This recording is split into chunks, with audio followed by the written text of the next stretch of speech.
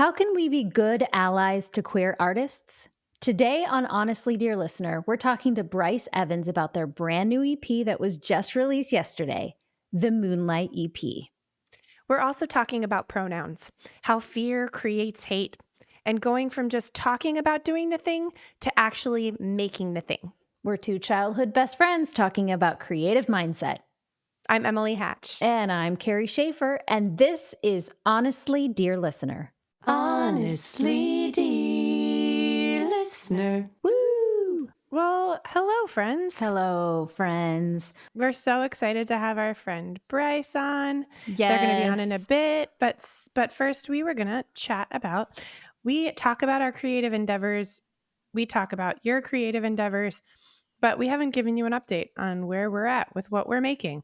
So Carrie was making a blazer. So Carrie, tell us the status on the blazer. The blazer is now a vest. I mean, it's still going to be a blazer, but before it becomes a blazer, it's a vest.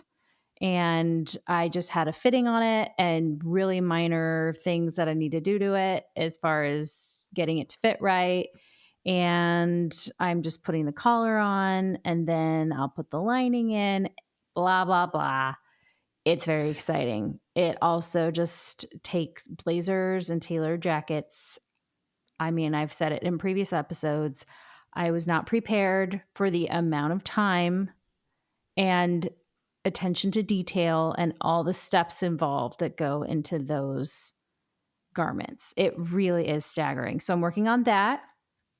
Wonderful. And you had a fitting, didn't you? I did. I had a fitting and it was great. Like I said, I only had a couple of things that I needed to do on it to make it fit correctly. So that's good. I've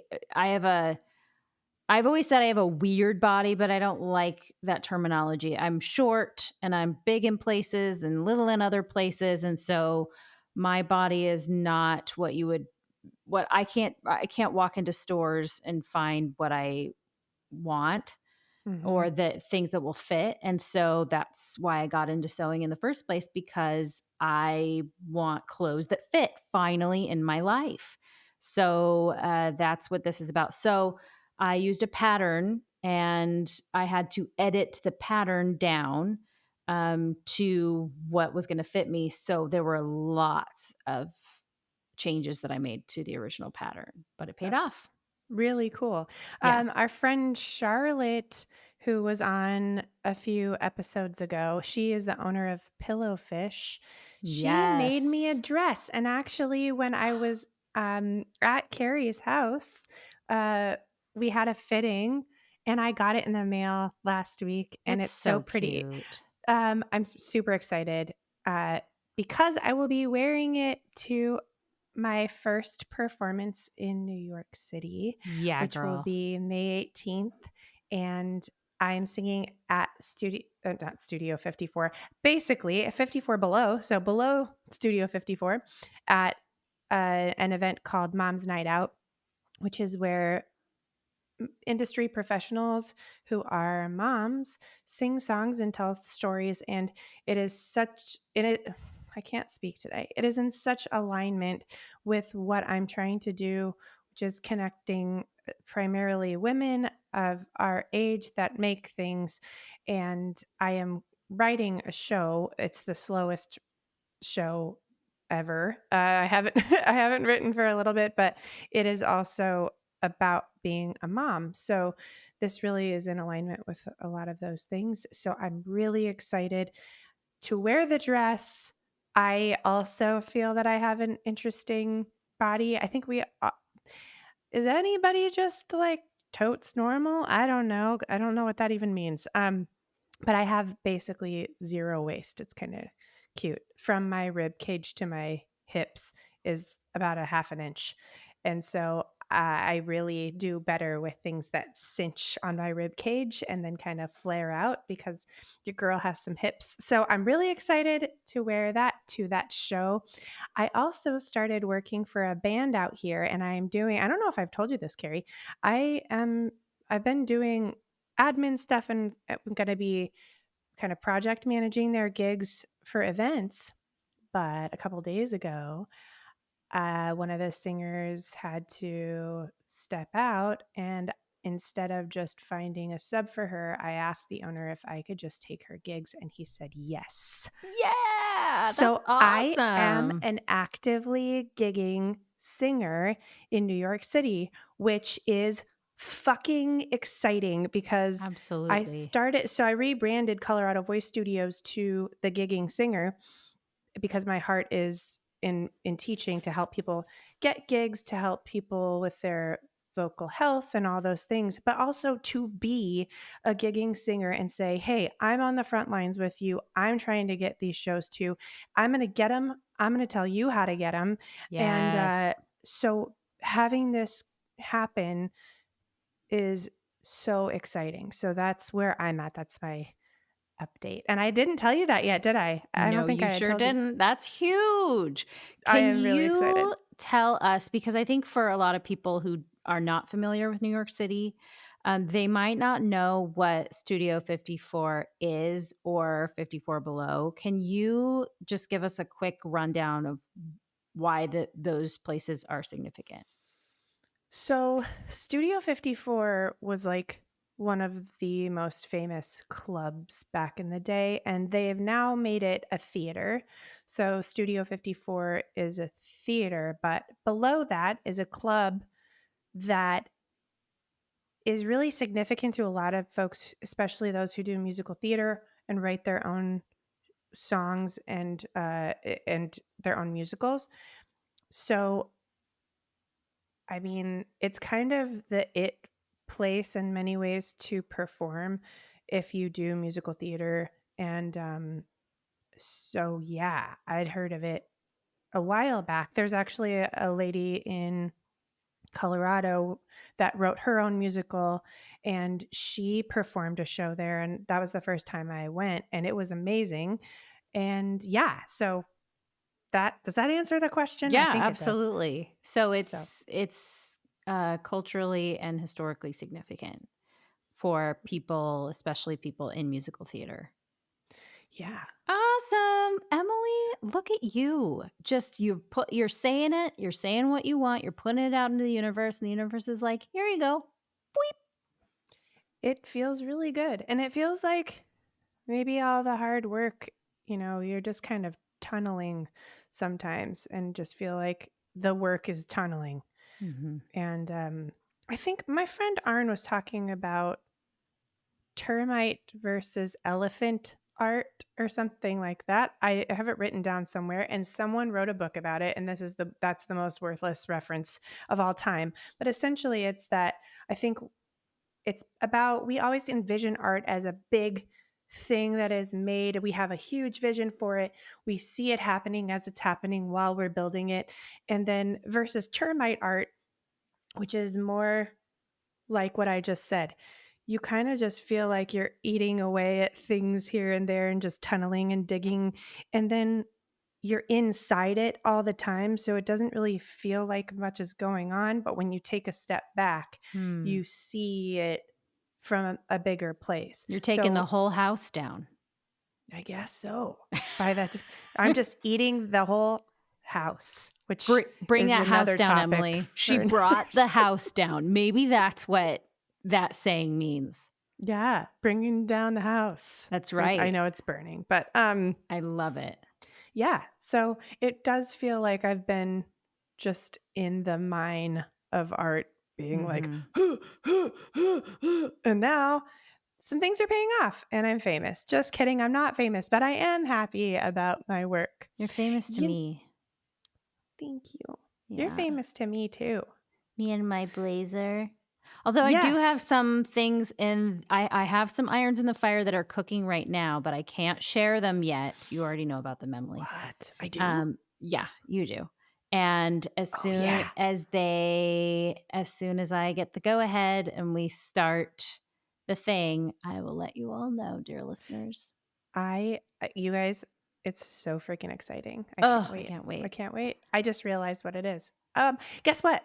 What? Our friend Bryce is here, and we're going to let them in, and we're going to talk about their music, their group of followers and inclusivity. It's going to be really exciting. So let's welcome our friend Bryce.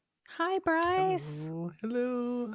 It's so good to have you on the show. Yeah, thanks for having me. Much appreciated.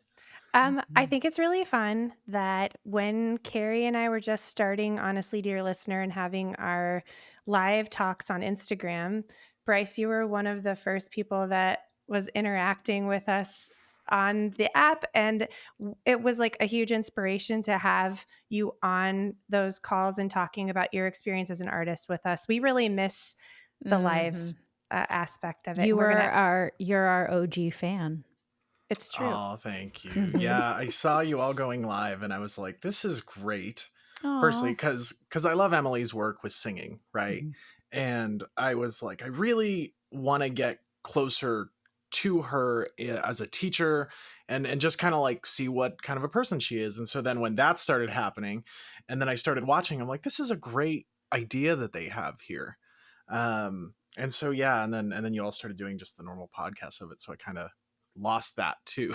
I wasn't able to do it anymore, but we missed the live aspect. We're still trying to figure out how we're going to incorporate that in, because that was definitely a flavor that we miss. In fact, this morning we're talking about we're going to be probably doing a live call in May. So that's just something we're like dropping because we miss the interaction. That's the whole freaking point of all of this, is that we want to talk to artists like you and talk about all the things that we're struggling with and being excited about. So tell us more about you and your artistry. Just give us the rundown on who Bryce is. Sure. So I'll just start like I'm in high school. My name is Bryce Evans. I am a alt rock musician from Denver, Colorado. I've been playing, I think, 24 years now. It's been a long time that You're not old enough for that. I hear that so much. The new one I'm getting recently is everybody's like, the younger kids that I meet, they're like, you've been playing longer than I've been alive. And I'm like, you need to stop, because I'm not that old. Okay? Shut your mouth, child. Exactly. So yeah, and I'm releasing new music soon. I have a tour coming up soon. And really music is my life. Like I don't do much of anything else except for disc golf every now and again when I get the time. And that's about it. I mean, that's my life. I just do music. It's so much music. I often think like, what am I going to do if I stop music? I never have an answer. I never ever have an answer for that. Why would you ever stop music? Yeah, I don't know. I don't know. You know, it's one of those things, like after a while, you just think to yourself like, oh, maybe I'm not as successful as I should be. Maybe I'm not doing what I like envision myself to be doing. And maybe I should just give it up, you know? And then you get to that point inside when it's like, well, what else are you going to do? and I constantly think that like, oh, there's nothing else. So might as well keep going. It's our heart and souls. Like as artists, we are entrepreneurs but we're like entrepreneurs of ourselves. It is really hard to build the business of you. And it also means, you know, how people are like, if you love what you do, you'll never work a day in your life. Like, I call bullshit on that. Totally. Yeah. But I will say, like, as entrepreneurs, we never stop working. So every interaction we have, everything we sing, everything we do and think about, like, constantly revolves around our work, which is our art, which is us. And it is hard. We also, like it or not, like we do it because we love it, but we also want attention for it. And so it's pretty like discouraging when not as many people as we'd like are looking. You know? And that's not a bad thing, by the way. Like it's been sold to us that, oh, you just want attention. You want attention. Yeah. So many times I've heard that too. You know, like I hate the F word, fame. I hate fame, right? I don't like that word because that's not what I'm after. And everybody's like, my father-in-law the other day said, like, good luck with the music. You're doing really good. You know, you're starting to look famous. And I was like, I don't that's not the point. Like, you're missing out. Like, yeah, I want to be seen. I want to have a fan base, but I don't really care about the fame part of the thing. You know, it's more about connecting with others so that they feel something and they maybe get something out of the art that you create. That's really what it's about for me. And if fame comes along with that, great. I just hope the money comes too. Bryce, I want to know a little bit about, so the release from yesterday is the Moonlight EP. And you have 2 tracks on it. Will you tell us kind of about the flavor of the EP, the inspiration for it, and Sure. yeah. Oh, I could go all day now. So it's definitely in the alt rock vein, and it is certainly kind of based around that like early to mid 2000s alt rock sound. So that's the kind of the vibe it gets. A lot of the inspiration, I'm going to speak specifically to Moonlight here. Moonlight had a lot of inspiration from the song "The Sharpest Lives" by My Chemical Romance, and a lot of the guitar work that's in that, and the way it plays with the bass and the drums, a lot of that was based on that song. Because of like, you know, just how it all worked together. And I really wanted to make a song like that with that mix and those guitars kind of doing their thing. And so a lot of the inspiration for Moonlight came from that. Moonlight's really based on the idea of we all stand in the moonlight until we realize that by doing that, it's not going to do us any good. We're not going to go anywhere by doing that. So wasting your time waiting for that one thing to come along and make it so you can do whatever it is. You know, maybe you need that new piece of equipment to like start your website or whatever. But that's never going to come if you just wait for it. You know, you can manifest it, but if you're not like manifesting towards it, you're not doing things to get whatever you need, it's not going to happen. You can't just wish for it and it comes true. I mean, maybe you could. That'd be really great. If somebody knows how to do that, please send me an email because I'd love to learn. I'd like to be CC'd on that email. Yes, please. Me too. So yeah, that's one of those, you know, like I really wanted to get that across to people because a long time ago, that was kind of my belief system of like, well, one day I'll get discovered, you know, or one day somebody's going to find my talent and that'll be it. Or I'll sign a record deal, you know, like so many musicians think that that's the way. And in reality, it's not. I've had more traction in my music career by doing everything myself as far as promoting, email list, all that kind of stuff.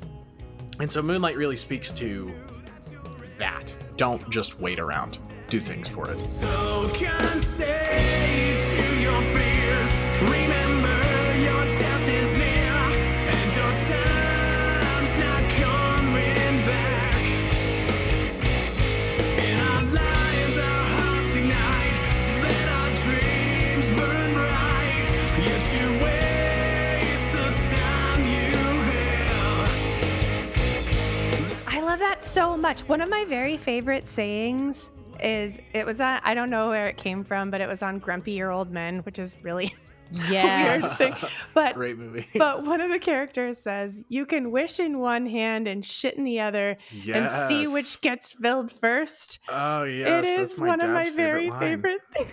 And that's it. I have thought that like a dream is an important thing. A wish is an important thing, but it is only the start of what you actually have to do. So you don't just end up with a handful of shit. Anyway, I love that. Exactly. That's awesome. No, totally the truth. Totally the truth. And that was just kind of my way of saying that, you know. And the last line in that song is still in the moonlight wasting your time. And in the beginning it kind of talks about, you know, you're standing in the moonlight wasting your time, crawling all over the cracks, and you're planning again. So you're just wasting time. You're just planning things. You're never taking action on that plan.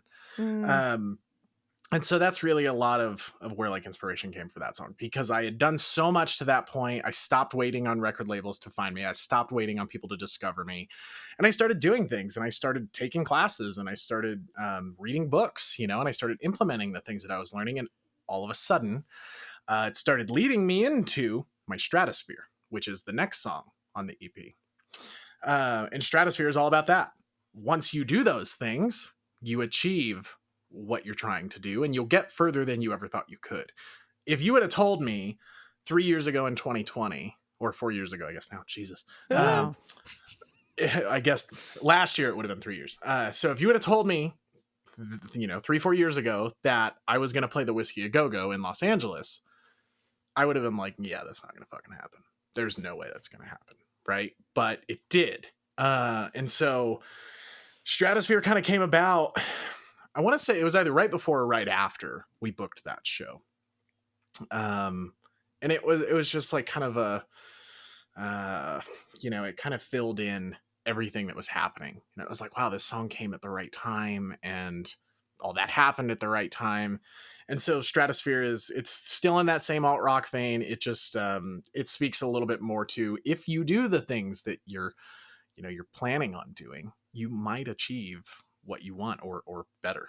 And that was one of those things that wasn't like a dream venue. It wasn't a dream place to play, but it happened.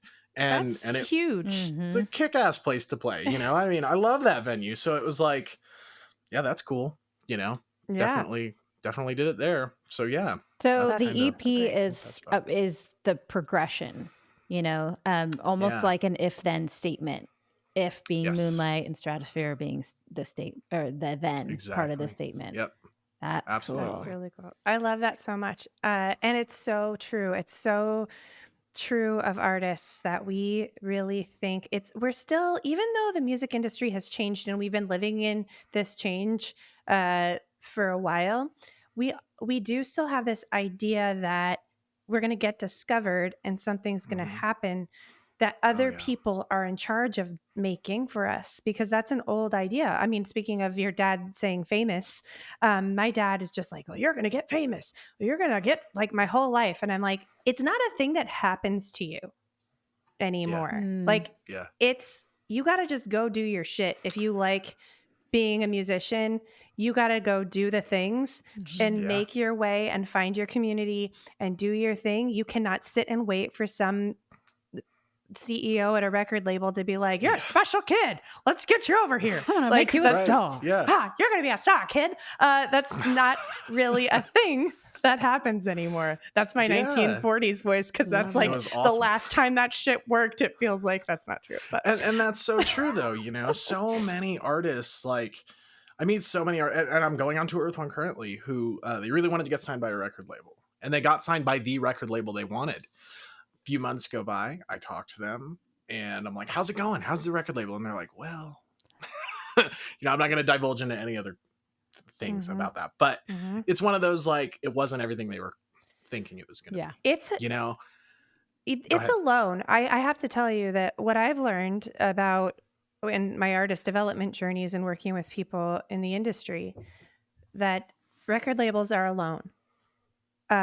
It's a loan that you have to pay back. And if they figure out that you can't pay them back with your hard work, and if they choose to even help you with promotion, then they ask you for the money back and they kick you out. That's how it works. Yeah.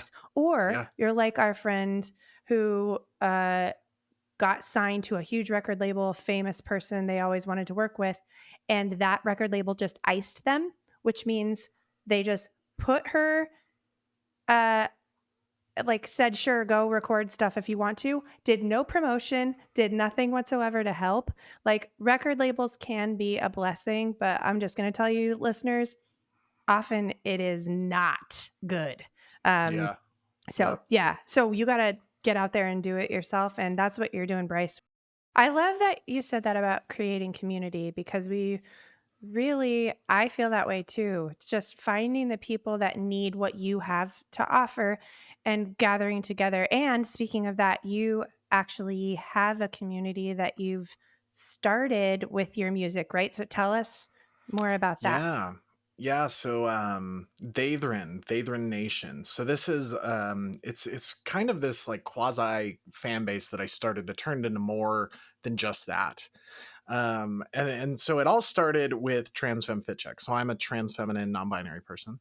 And I noticed on TikTok, there was a lot of outfit of the days. There was a lot of, fit checks, but there wasn't anything for trans feminine people. I didn't see a lot of that. And I follow a lot of accounts like that. And I thought there has to be multiple trans feminine and non-binary people that don't feel good enough about themselves to put themselves out there like this. Not to say that I do, right? I mean, we all have our own insecurities and our own feelings about how we look or you know, our personalities or whatever. And I just thought, well, you know, like I get up on stage and I play my songs in dresses at venues and, you know, all over the country. And I know it inspires a lot of queer people that come to those shows. And I thought, well, if anybody has the guts to do it, it's probably me. And so I started Trans Femme Fit Checks. Now, what, for people that don't know, what are fit checks? So fit checks, like, what are you wearing today? What's your outfit of the day? Right? Just that. And so that's what the cool kids are calling it. I like it. Yeah. Yeah, exactly. And so I thought, like, well, you know what? Like, I'm going to start a hashtag, Trans Femme Fit Check, because that's got to be out there, right? And I look on TikTok and there was not one video, not one post. And I was like, that has to be a thing. This has to be a thing. And so I started it. I used the hashtag and I just said, hey, like, this is mainly to help you feel good about yourself. And those of you that want to do this, you might be inspiring somebody who's too scared to go out in public wearing what they want to wear. Or somebody who might be in the closet and knows they're in the closet, and these might be the things to help them get out of their shell. And so I posted that first one, and then it was kind of a slow build. 3 or 4 people started doing them.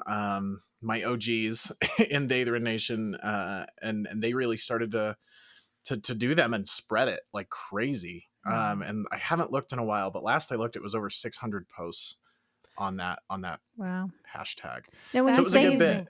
When you say Vatherin, that's kind of a play off of brethren, right? Yeah. So I thought, and it's kind of a little bit of a slight, like, fuck you to kind of religions, honestly, because I feel like a lot of brethrens. Sorry, I was speaking our language, Bryce. Oh yeah. Well, it was just one of those things, like, you know, queer people always get so much hate from like Christian nationalists and the evangelical community, right? And so I just thought, you know what, like, you all have your little sects of people, and, you know, it's like the congregation and brethren's in the congregation and all that. So I was like, you know what, this is going to be awesome. We're going to use Vatherin instead. And the real reason in the beginning wasn't that. That came shortly after I said it, because I was like, oh, that makes so much sense towards that. The real reason in the beginning was we're all theys to somebody at some point. That's their car, that's their house, that's their food, whatever. So regardless of if you agree with pronouns or not, or chosen pronouns, I should say, everybody gets called they at some point, whether they like it or not, whether they think of it in that term of like, my pronouns are they, them, so on and so forth. And that was kind of the reasoning for the wording of it. And then it just caught on. And then, shortly after, I was like, oh, that's also a really good slight towards that community too. And it's just a great double-edged sword for that. Well, and it's almost like a reclaiming, like it's a nod, but also a departure. Yeah. You know? Yep. Absolutely. That is so cool. Yeah. So this has become now like a hybrid fan base, but also community of people. And that's what you're after with your music also, is building that community.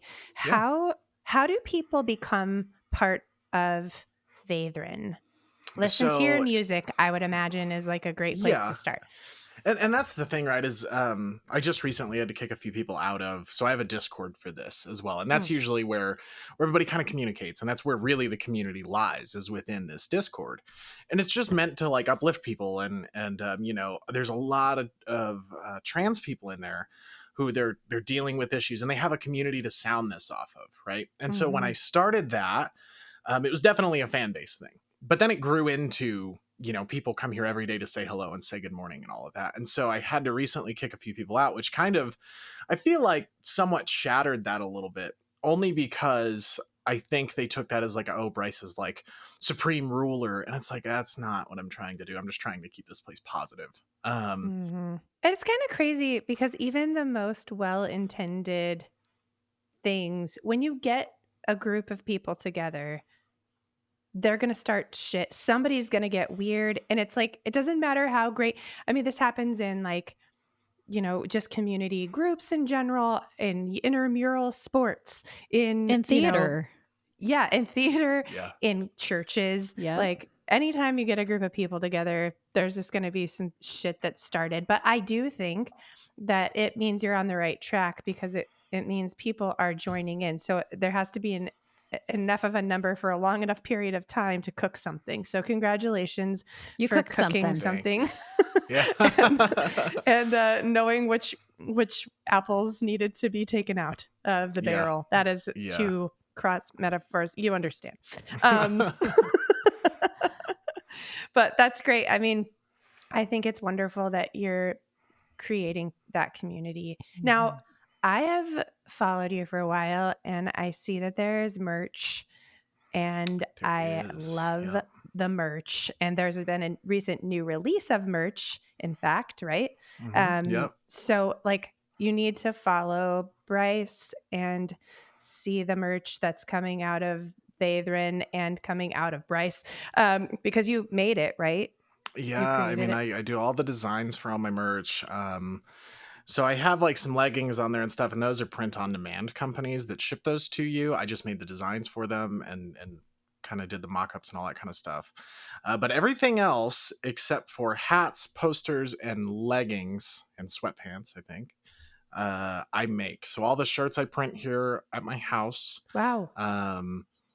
But like, you make them.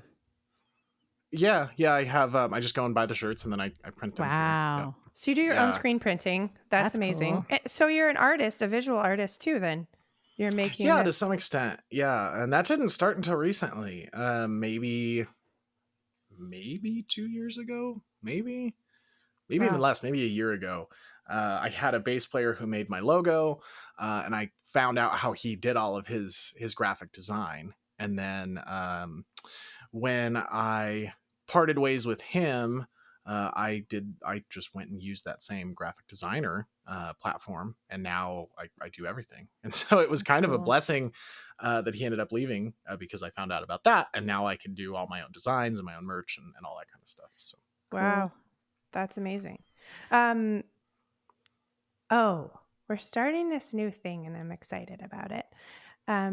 Okay, tell us about who told you couldn't. So I think all artists have, just introducing this new segment that we want to do with guests, I think all artists have a person or a group of people that told them that whatever they're literally doing now is something that they couldn't do. Tell us about who told you couldn't, and how you overcame that.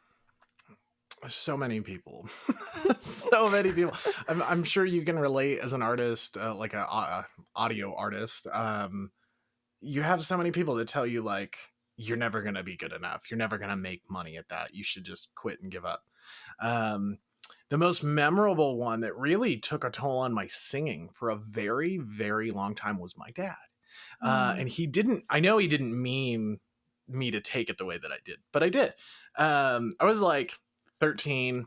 I was just starting singing. I had no lessons. I wasn't in choir. None of that. It was just pure, like, let the sound flow, I guess, and try to, play these songs or cover these songs or whatever. And one day I'm playing and I'm singing, and he walks into my room and he goes, "Your singing is fucking awful." And I was like, wow, that fucking sucks. And so, so it took me a few years to get past that. But my dad is kind of funny like that too, because he always has said, like, I'm a better guitar player than you. And that is certainly not the case by any means of the imagination. But it was always kind of his way of, like, don't stop, keep going type of stuff, like. Wow, that's quite a technique that he has. I mean, it ended up working, I guess, because I'm not a horrible guitar player. You're an amazing guitar player. But so that one for sure was a big one. But so where do you think that came from? Has he ever said, "Oh, I was just trying to get you to, like, do better"? No, but one of his friends did a long time ago, a few years after that, probably. I was like maybe 17 or 18. And one of his friends said, the only reason he does it, because he did it in front of them and then he walked away. And his friend stayed there and said, the reason he does that is he just wants you to be as best as you possibly can. And I was like, oh, I know, I'm well aware, and I think one day he finally admitted that he wasn't as good of a guitar player, but it was like pulling teeth, it was not easy to get that out of him. But that's my dad, but that I don't think was the biggest one. I think probably the biggest one was a lot of my coworkers at my day job, right before I started doing music full time. Because I hadn't really progressed my songwriting to where I feel like it is now. And I had a lot of them like, oh, well, especially my boss. My boss is like, you need to be able to write like really catchy songs to be good at this. And I'm like, well, what you clearly don't understand is there's a lot of ways to make money in the music industry. It's not just, grow a fan base and go play shows all over the world and make millions. Like that's a very slim amount of the population of musicians. And so he told me that, like, well, you always got a job here because you'll never make it there. And I was just like, okay, well, we'll see. And then they ended up laying me off. And that's when I was just like, fuck it. Like, what else am I going to do? Like, go get another day job or start playing gigs and making money doing it. And that's what I've done for the past 2 years now. So wow. Now you'd mentioned that maybe was more impactful than what your dad said. Why is that? I think it was because I knew my dad's intentions. My dad's intentions were, to push me forward. My boss, on the other hand, I was a very good employee there, and I was getting to the point that I was in charge of. So I grew pot. We'll just get that out there, right? And I did that Colorado. for like, yeah, exactly, yeah. It's a huge industry here, and so I was in charge of one of our gardens that had like 400 plants, which when you multiply that by dollar amounts, it's well over $1 million of product. And I managed that for quite some time.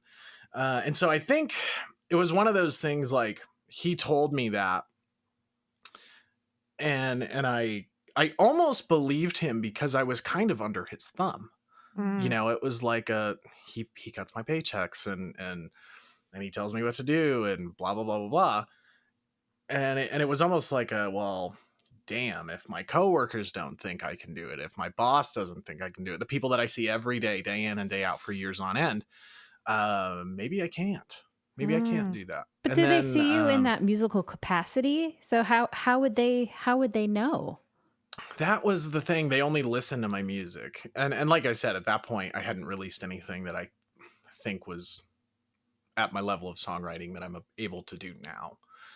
So in a way, they almost could have been justified by saying that because of what they were listening to. There was probably only one song out there that was, at least in my opinion, good enough to have some sort of a story and some sort of meaning to it. The rest of them were just kind of gibberish shit, really.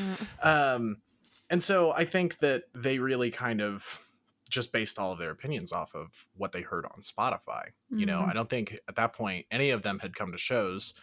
And really at that point, I didn't even have this band because I was so focused on working.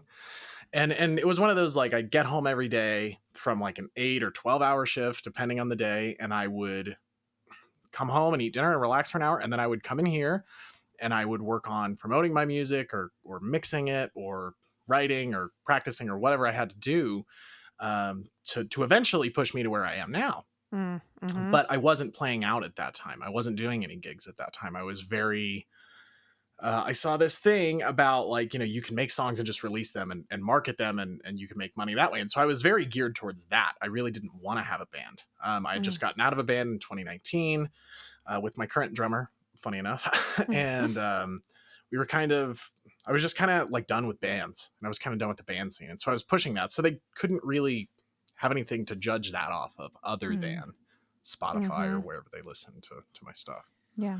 What kind of motivation would someone have, though? I think this is what's strange about that to me. Our words are powerful, and I'm glad that it ended up motivating you, but I do think that most people are not motivated by shame. And in order for us as artists to be, most of us are working full-time jobs or doing something full-time and trying to make things on top of it. What's motivating people to say shit like that? I truly don't understand. I think it's like jealousy maybe, because what do you do when you get home? Like, do you make a whole thing? Are you getting better at something? Where does that come from? It's like, right. And I feel like so many people that say that kind of shit, they don't have anything to work towards. They've kind of accepted reality as 9 to 5, find somebody to love, have kids, buy a house, and grow old and die. And I think that those are usually the people that kind of say that kind of shit. Because I mean, my boss at the time was 50 something, so he had definitely accepted that reality. And I think, and he even told me, like, oh, we tried to do a band and whatever when I was like 16, and I'm like, so it wasn't working for you. So that makes there's sense. the key, right? And I was like, okay, well, that was you. That's not me. Yep. I haven't quit yet. So, well, I'm really glad that didn't deter you. And I know we all have those moments, like you were saying at the beginning of like, should I quit? We all have those moments, but I'm just glad that didn't derail you. And look at you now. You're going on tour. When does your tour start? So that starts April 12th in Laramie, Wyoming. Amazing. Yeah. And how many dates do you have right now? Oh, I don't know. Currently, it's kind of weird because we have all these different legs, right? So we have this upcoming leg for spring, and then we have another one in June that's still getting confirmed. And then we're trying for some in like August and September, and maybe even past that, but it just kind of depends. So I think we have the 12th through the 20th. So what's that? 8 days, I think. That's great. Have. Yeah, eight different days, I think. So, and I'm excited because we're ending at the Mesa Music Festival in Arizona.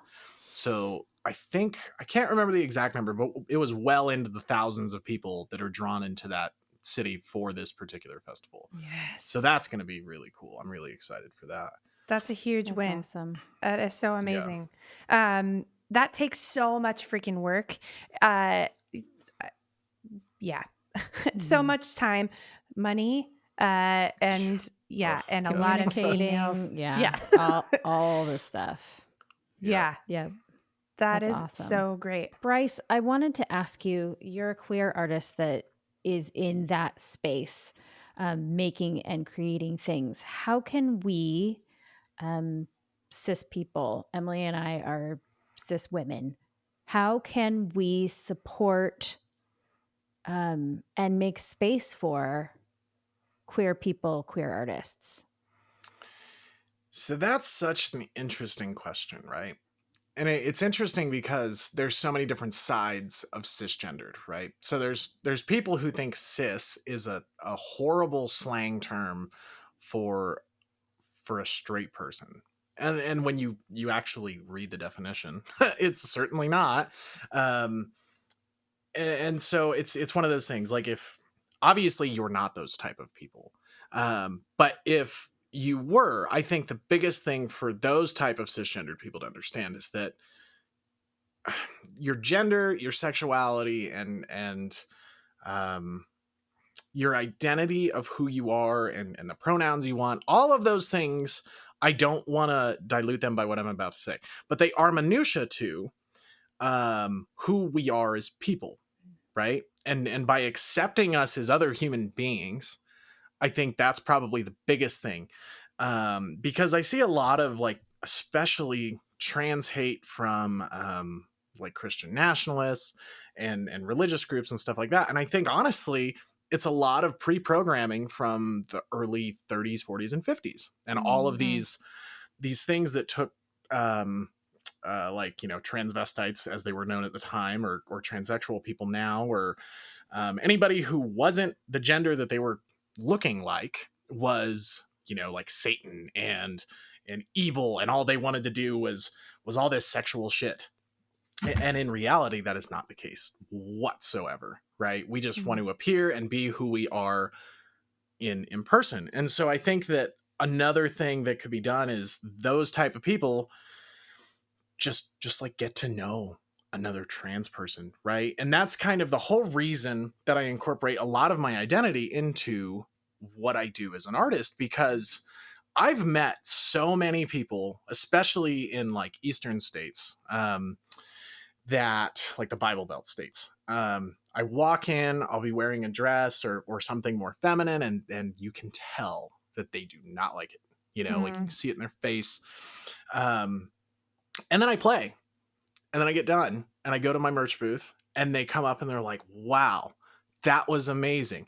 And they're the most friendly people ever. Then, but there's always this, and this is always some facet of this saying of, well, you know, I wasn't thinking it was going to be great because you're queer, or blah, blah, blah, blah, blah. And so that's why I incorporate it, because I feel like a lot of those type of people need to understand that we're just humans, and we just are who we are, you know? And I've met a lot of cisgendered people who are such great allies. I have a lot of them following me on TikTok. They'll reshare my stuff, commenting on my stuff all the time. So one of them just joined my mailing list right before I jumped on here. So, you know, I think most cisgendered people that are accepting of trans people and LGBTQ individuals and queer individuals, you know, there's really nothing more you need to do, you know. But I think the people that don't accept those type of people, that aren't allies to them, there's so much space for them to work on. And I think really just the biggest way is just like getting to know somebody who is queer. And you know, if that means you get to know me because of my music, and then you fall into the traps of my social media and all that, eventually, you know, you'll figure out like, wow, this isn't such a horrible person as they're made out to be by all this media that I've been pre-programmed to believe in. What a great trap to fall into, your social media. I really, it's the best trap ever. Great trap. I like it. So we can, and what I'm hearing is we can support you as an artist and a human, and maybe, dare I interject, be there to remind the asshole people that you're a human being and they need to just shut the fuck up and get to know people as humans. Yes. Maybe that. Exactly. That was not a gentle way to say that. Yeah. I think there's a lot of fear there. Fear of, you know, Emily and I grew up fundamentalist evangelical Christians, you know, and we've not been in those spaces for years, but having been in those spaces, I can tell you that fear is a huge component of hate. And anything you don't understand or is different from you is something to fear, and hence something to hate. And so, you know, we talk a whole lot about pronouns, and, you know, that having the they, them is it's just so, it's so different. And therefore we have no tolerance for that. But I think that there are people that are coming out of those faith traditions that are saying that feel like, and I know I certainly felt like this years ago, but I felt like I was afraid to make a mistake. Can you speak to that? Yeah, absolutely. And that's certainly something, I've noticed, especially with people that don't know me that well. And these are usually people that see me at a show, right? And it's one of those things like I don't want to say you would assume, because pronouns are so different. And from my point of view, I would assume if you saw an individual who was masculine looking wearing a more feminine piece, you might want to refer as they, just to be safe until you know. But again, that's my viewpoint, right? And so knowing that not everybody has that viewpoint, I have a lot of people who will come up and they'll use he, him, and whatever. And I don't even bother correcting. And the reason I don't bother correcting is because, firstly, how long am I going to know you? Maybe an hour at most while I'm here. It's not worth my time and my stress to correct you on what I want to be called, right? It doesn't affect me that much. I know a lot of people are very strict about their pronouns, and that's totally fine. But for me personally, it's like, if you're not in my life for more than a day, I don't really have time for it, but I've noticed that a lot of people that do that kind of thing and they use the wrong pronouns, they'll always be like, oh, I'm sorry. Is that the right thing to say? It's like, yeah, I'm not going to jump down your throat, right? Like, I'm not going to do that. And I really think that a lot of this like, scared to make a mistake thing is a valid feeling through individuals that have that feeling. I mean, it's just like starting a new job. You don't know what you're doing. You don't want to mess up. You don't want to, do the wrong thing or you're going to get fired. And I feel like when you're using somebody's pronouns and you mislabel them, right? That's kind of the feeling you get of like, oh no, are they going to yell at me? Are they going to freak out on me? And I think that on the queer side of this, I think a lot of that could be eased by us saying, hey, like, I noticed you called me he, it's they, them, it's not a big deal, and move on, as opposed to, I know a lot of people who are like, well, that's not my pronouns, and they start getting really loud and boisterous about it. And it's like, that's not the correct way to take that, because then you amplify that feeling of, oh, well, I made a mistake, which isn't helping, and I think that as a queer person, being more tolerant about that kind of stuff can help to ease those mistakes, because it also shows, like, you're more human. Like, we all make mistakes, right? Like, it is what it is. So yeah, I don't know if that answers your question. Yeah, absolutely. Do you feel like, how do you feel about people coming up and asking you about your pronouns? Yeah, I actually kind of like it, because it shows that, they care enough to ask. They obviously have a question in their mind, which in some extent is kind of gender affirming when you think about it, because it's like, wow, oh, okay, so you perceive me as something more than what what you're kind of trained to think because of my body stature, right? You're actually looking past that, and you're looking into who I could be. And so when people come up and ask me that, it's like, oh yeah, that's awesome. And now you're a nice person, and I know you're a nice person because you're asking this question that not a lot of people ask, Yeah. Thank you for sharing that. I think it really is a thing that we're like afraid to.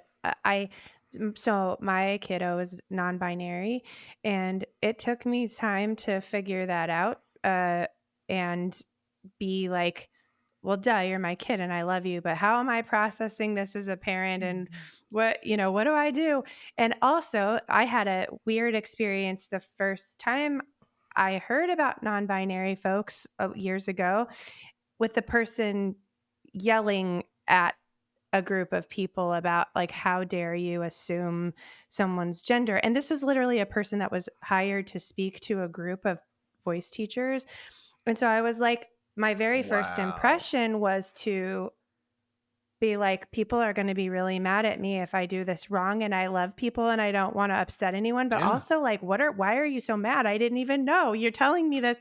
Rightfully so. Yeah, absolutely. So processing that with my kid and being like, you're not going to be mean to people, are you? Right. So this conversation is so important, because we're just over here, Carrie and I, especially, just like, we're raised real weird, and how can we be more supportive of our friends and people that we care about? So thank you for being vulnerable, because it's not your job to, like, teach people this. So I just appreciate it. But the thing about that, though, and this is what I really want any queer person who watches this to take away from this, is that you can get your point across in different ways, right? As history shows, violence usually doesn't ever work out. Like, especially with, like, the Nazi regime, right? Like, that didn't work out at all. It just caused a lot of damage. And those ideals are still around, sadly, but it didn't work. So then the other thing you can do is like peace and love and acceptance for people. And if you do that, you're probably much more likely to get ahead with whatever you're trying to get across. And so, even though it's not my job, I do feel that a lot of queer people do need to be just more accepting of individuals who are, say, maybe not so kind to using your pronouns, right? Because I know a lot of people who are like, they just say he constantly, right? And I will correct them, and then they say he constantly still. And so it's just like, yeah, does that suck? Yeah, it sucks. But it's also like, again, how long are you in my life? You know, if you're somebody that I'm going to be talking to on the daily for the next year and a half, we're going to need to fix this. But so many people, like with what you experienced, Emily, is that, you know, they get so mad just right off the bat. And it's like, that's not going to do any good for anybody. And so the more we accept each other and accept our flaws and our differences and the fact that maybe you don't want to call me they, and you don't have to, right? There's nothing that says you have to. I would just like it. And I feel the more we accept that, the less of that kind of experience we're going to have, which is in the end better for us all. Because then maybe they'll start to realize like, oh, well, if I don't call them that, they're not going to get mad. But if I do, maybe things are going to go a little bit better for me with that person, you know? Because I have the ability to show that I care about another human. It's like, absolutely. Also, just simply taking the time to recognize someone's face, remember what they care about and what they like, literally treating other people with kindness, respect, and knowing their preferences as human beings. Like, it's just, thank you so much for sharing that and for building a community of people that are like-minded in that way. I would really encourage you to go follow. So I want to know, how do we follow you? How do we support you? And let's talk more about where we can find your music and your new release from yesterday. Sure. All of my handles, except for my band's handle, is at Bryce Evans Music. Bryce Evans Music. BRYCE EVANS. Yep. Music. Sorry. Yep. And that's like TikTok, Facebook, Instagram, all of that. The only thing that's different is my band account, which is Bryce Evans and the Black Cats. But everything else is Bryce Evans Music. So you can find all that for social media. If you wanted my website, you can get that at bryceevansmusic.com. And if you want to find me on Spotify or any other streaming service, it's just Bryce Evans. We are just so happy to have you on the show. And now, like 9 months after we started our live streams, you guys need to go follow Bryce on all platforms, listen to their music. I will tell you, I love your voice, Bryce. I really do. Stop it. I hope that it's not bad. You might be like, take this out of the episode, but your voice reminds me of Bon Jovi. Well, that's a compliment. I'll take that compliment. I think it's a huge compliment. That's great. Yeah, he's a great vocalist. Yeah, I feel like your voice is that cool, gritty sound, but really clean. I just dig your voice, and I am rooting for all good things for you. So thank you so much for being on this show with us today. Go stream their music. Yes. Yeah, thank you all. And congratulations on your new EP that was released yesterday. That's huge. Yeah.